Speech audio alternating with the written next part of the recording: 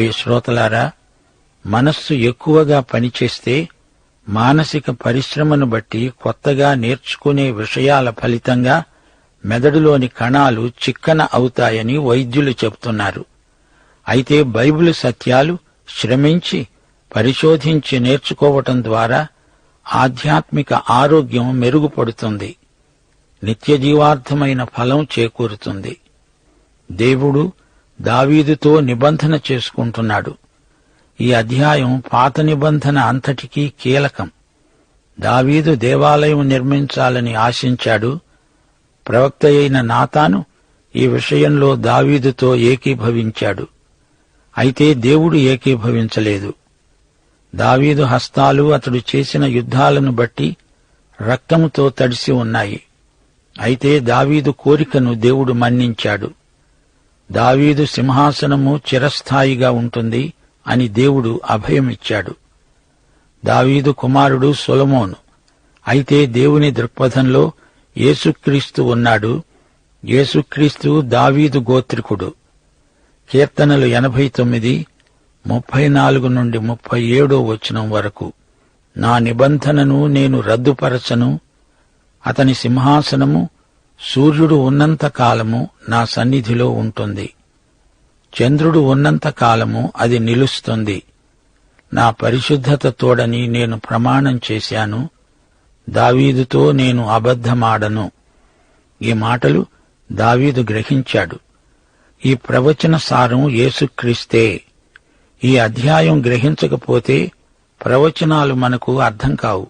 అందుకే 2 సమూయేలు 7వ అధ్యాయం మీద ప్రవచనాలన్నీ ఆధారపడి ఉన్నాయి. కొత్త నిబంధనలో మత్తయి సువార్తలో అబ్రహాము కుమారుడైన దావీదు కుమారుడైన యేసుక్రీస్తు వంశావళి అని చెప్పబడింది. లూకా సువార్త 1వ అధ్యాయం 30 నుండి 32 వరకు దూత మరియతో అంటున్నాడు, మరియా, భయపడకు, దేవుని వలన నీవు కృప పొందితివి. ఇదిగో నీవు గర్భము ధరించి కుమారుణ్ణి కని ఆయనకు యేసు అనే పేరు పెడతావు. ఆయన గొప్పవాడై సర్వోన్నతుని కుమారుడు అనబడతాడు. ప్రభు అయిన దేవుడు ఆయన తండ్రి అయిన దావీదు సింహాసనమును ఆయనకు ఇస్తాడు. చూచారా, దేవుడు దావీదుతో చేసుకున్న నిబంధనను ఈ విధంగా స్థిరపరిచాడు. పేతురు పెంతెకోస్తు ప్రసంగం చేసినప్పుడు ఈ అధ్యాయములో నుండే ఉదహరించాడు. అపుస్తల కార్యములు 2వ అధ్యాయం 25 ఆయనను గూర్చి దావీదు అన్నాడు, నేనెల్లప్పుడూ నా ఎదుట ప్రభువును చూస్తున్నాను. నీవు నా ఆత్మను పాతాళములో విడిచిపెట్టవు, నాకు జీవమార్గములు తెలిపావు. సహోదరులారా, మూలపురుషుడైన దావీదు చనిపోయి సమాధి చేయబడ్డాడు. అతని సమాధి నేటి వరకు మన మధ్య ఉన్నది. దావీదు ప్రవక్త. యేసు పునరుత్థానమును ప్రవచించాడు. నేను నీ శత్రువులను నీ పాదముల క్రింద పాదపీఠముగా ఉంచే వరకు నీవు నా కుడిపార్శ్వమున కూర్చుండుమని ప్రభువు నా ప్రభువుతో చెప్పాడు. మీరు సిలువ వేసిన ఈ యేసునే దేవుడు ప్రభువుగాను క్రీస్తుగాను నియమించాడు. పేతురు ఏం మాట్లాడుతున్నాడు? దేవుడు దావీదుతో చేసుకున్న నిబంధనను ఉదహరిస్తున్నాడు. అనగా 2 సమూయేలు 7వ అధ్యాయాన్ని ఉదహరిస్తున్నాడు. రోమాపత్రిక 1వ అధ్యాయం 3వ వచనం, మొదటి 3 వచనాలలో పౌలు ఇదే అధ్యాయాన్ని ఉదహరించాడు. దేవుడు తన కుమారుడును మన ప్రభువునైన యేసుక్రీస్తు సువార్తను పరిశుద్ధ లేఖనములయందు ప్రవక్తల ద్వారా ముందు వాగ్దానం చేశాడు. యేసుక్రీస్తు శరీరమును బట్టి దావీదు సంతానముగాను, మృతులలో నుండి పునరుత్థానుడైనందున పరిశుద్ధమైన ఆత్మను బట్టి దేవుని కుమారునిగాను ప్రభావమును బట్టి నిరూపించబడ్డాడు. ప్రకటన గ్రంథం 22వ అధ్యాయం 16వ వచనం, సంఘముల కోసము ఈ సంగతులను గూర్చి మీకు సాక్ష్యమిచ్చుటకు యేసు అను నేను నా దూతను పంపి ఉన్నాను. నేను దావీదు వేరు చిగురును, సంతానమును, ప్రకాశమానమైన వేగుచుక్కను. ప్రియ శ్రోతలారా, కొత్త నిబంధనలో దావీదును గురించి 59 సార్లు పేర్కొనబడింది. ఈ ప్రవచనములన్నీ 2 సమూయేలు 7వ అధ్యాయం మీద ఆధారపడి ఉన్నాయి. దేవుని రాజ్యం, పరలోక రాజ్యం అంటే దావీదు నిబంధనకు సంబంధించిన ప్రవచనమే. యిర్మీయా 23వ అధ్యాయం 5వ వచనం, రాబోయే దినాలలో నేను దావీదునకు నీతి చిగురును పుట్టిస్తాను. అతడు రాజై పరిపాలన చేస్తాడు. అతడు వివేకంగా నడుచుకుంటూ కార్యము జరిగిస్తాడు. భూమి మీద నీతి న్యాయాలను జరిగిస్తాడు. రాజ్యము అనే భావన ప్రవక్తల పాట, అదే ప్రవక్తల మాట. ఇప్పుడు 2 సమూయేలు 7వ అధ్యాయం 1వ వచనం నుండి వినండి. యెహోవా నలుదిక్కుల అతని శత్రువుల మీద అతనికి విజయమిచ్చి అతనికి నెమ్మది కలుగచేసిన తరువాత రాజు తన నగరియందు కాపురముండి నాతాను అనే ప్రవక్తను పిలువనంపాడు. నేను దేవదారుమానుతో కట్టిన నగరునందు వాసం చేస్తూ ఉండగా దేవుని మందసము డేరాలో నిలిచి ఉన్నది. నాతానన్నాడు, యెహోవా నీకు తోడుగా ఉన్నాడు, నీకు తోచినదంతా నెరవేర్చుకో. దావీదుకు కలిగిన కోరిక గొప్పదే. దేవునికి ఆలయం నిర్మించడం గొప్ప ప్రణాళిక.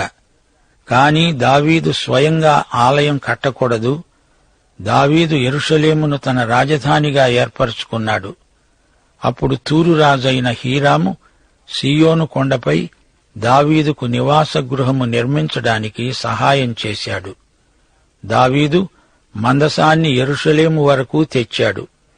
దావీదు రాజభవనంలో కూర్చుండి మందసమును గురించి ఆలోచించసాగాడు. తాను రాజభవనంలో హాయిగా ఉన్నాడు. యెహోవా మందసం బయట ఉన్నది. ఎండకు ఎండుతూ వానకు తడుస్తూ ఉన్నది. దేవునికి మందిరం నిర్మించాలని దావీదుకు ఆలోచన తట్టింది.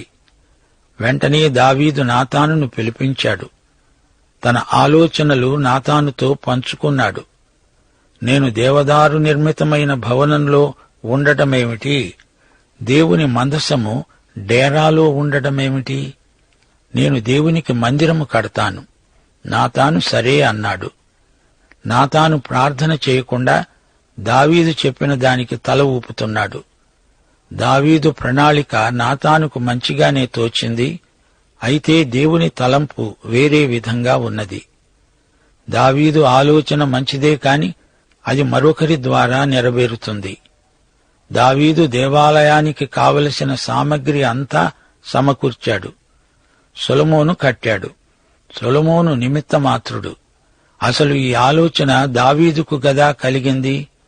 దానిని సొలొమోను దేవాలయము అనకూడదు, దావీదు దేవాలయం అనాలి. 4 నుండి 17వ వచనం వరకు. అయితే ఆ రాత్రి యెహోవా వాక్కు నాతానుకు ప్రత్యక్షమై సెలవిచ్చినదేమనగా, నీవు పోయి నీ సేవకుడైన దావీదుతో చెప్పు, యెహోవా ఆజ్ఞ, నాకు నివాసముగా ఒక మందిరాన్ని కట్టిస్తావా? ఈజిప్టులో నుండి నేను ఇశ్రాయేలీయులను రప్పించిన నాటి నుండి నేటి వరకు మందిరములో నివసింపక డేరాలోనూ గుడారములోనూ నివసిస్తూ సంచరించాను. నాతాను చేసిన పొరపాటును దేవుడు సవరిస్తున్నాడు. నాతాను దేవుణ్ణి సంప్రదించకుండా దావీదుకు తన ఆమోదాన్ని తెలియచేశాడు.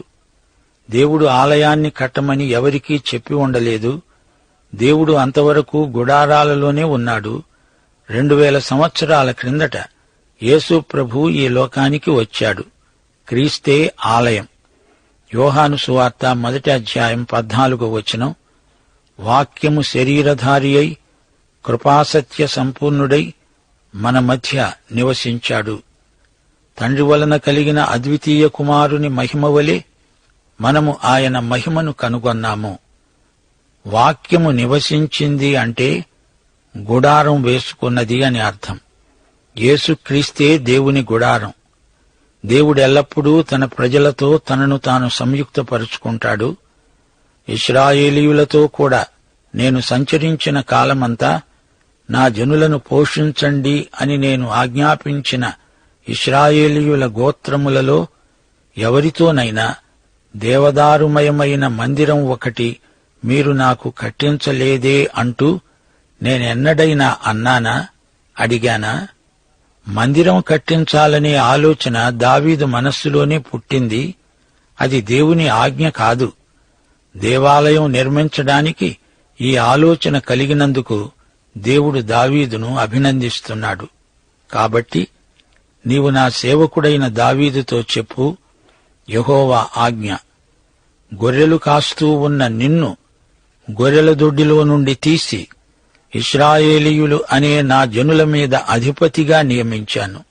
దావీదు, నేను నిన్ను ఏర్పరచుకున్నప్పుడు నీవు ఒక కాపరి బాలుడివి. అలాంటి నిన్ను నా ప్రజలకు రాజుగా నియమించాను. నీవు పొయ్యే చోట్లనెల్లా నీకు తోడుగా ఉండి నీ శత్రువులనందరినీ నీ ఎదుట నిలువకుండా నిర్మూలం చేసి లోకములోని ఘనులైన వారికి కలిగే పేరు నీకు కలుగచేసి ఉన్నాను. అవును, దేవుని జాబితాలో దావీదు పేరు ఉంది. మహావ్యక్తులలో దావీదు ఒకడు. రాజులందరిలో దావీదుకు ఒక ప్రత్యేక స్థానం ఉన్నది. దావీదు సింహాసనం స్థిరమైనది. 1000 ఏండ్ల పరిపాలనలో దావీదు ప్రముఖ పాత్ర వహిస్తాడు. యేసుక్రీస్తు దేవుని రాజు. ఆయనకు దావీదు గొప్ప సామంతుడు. ఇశ్రాయేలీయులు అనే నా జనులు ఇకను కదిలించబడకుండా తమ స్వస్థలమందు నివసించున్నట్లు దానియందు వారిని నాటి, పూర్వము వారి మీద నేను న్యాయాధిపతులను నియమించిన తరువాత జరుగుతూ వచ్చినట్లు దుర్బుద్ధిగల జనులు ఇకను వారిని కష్టపెట్టకుండా చేసి నీ శత్రువుల మీద నీకు జయమిచ్చి నీకు నెమ్మది కలుగచేసి ఉన్నాను. ఇది యెహోవా వాక్కు. నేను నీకు సంతానము కలుగజేస్తాను. 3000 సంవత్సరాల క్రిందట దేవుడు ఈ నిబంధన చేశాడు. ఇది ఇంకా పూర్తిగా నెరవేరలేదు, అయితే తప్పక నెరవేరుతుంది. గనుక నాతాను, ఈ సంగతి నీవు దావీదుకు చెప్పు. దావీదు స్వయంగా కట్టడు, అతని చేతులు రక్తంతో తడిసినవి. అయితే నీ కుమారుని ద్వారా నీ కోరిక సిద్ధిస్తుంది. ప్రియ శ్రోతలు, గమనించారా? దావీదు కోరిక పూర్తిగా క్రీస్తునందే నెరవేరుతుంది. దావీదుతో దేవుడు చేసుకున్న రాజ్య నిబంధన ఇది. దావీదు గృహము ద్వారా మెస్సియా వస్తాడు. దావీదు సింహాసనము శాశ్వతమైనది. నీ దినములు సంపూర్ణములైనప్పుడు నీవు నీ పితరులతో కూడా నిద్రించిన తరువాత నీ గర్భములో నుండి వచ్చిన నీ సంతతిని హెచ్చించి రాజ్యమును అతనికి స్థిరపరుస్తాను. దావీదు దేవుని కోసము గొప్ప కార్యం చేయాలనుకున్నాడు. గాని అంతకంటే గొప్ప కార్యం దేవుడు దావీదు పట్ల జరిగించాడు. అతడు నా నామ ఘనత కొరకు ఒక మందిరము కట్టిస్తాడు. అతని రాజ్య సింహాసనమును నిత్యముగా నేను స్థిరపరుస్తాను. నేనతనికి తండ్రినై ఉంటాను. అతడు నాకు కుమారుడై ఉంటాడు. అతడు పాపము చేసిన ఎడల నరుల దండముతోనూ మనుష్యులకు తగిలే దెబ్బలతోనూ అతణ్ణి శిక్షిస్తాను. నిన్ను స్థాపించడానికి నేను కొట్టివేసిన సౌలునకు నా కృప దూరమైనట్లు అతనికి నా కృపను దూరము చెయ్యను.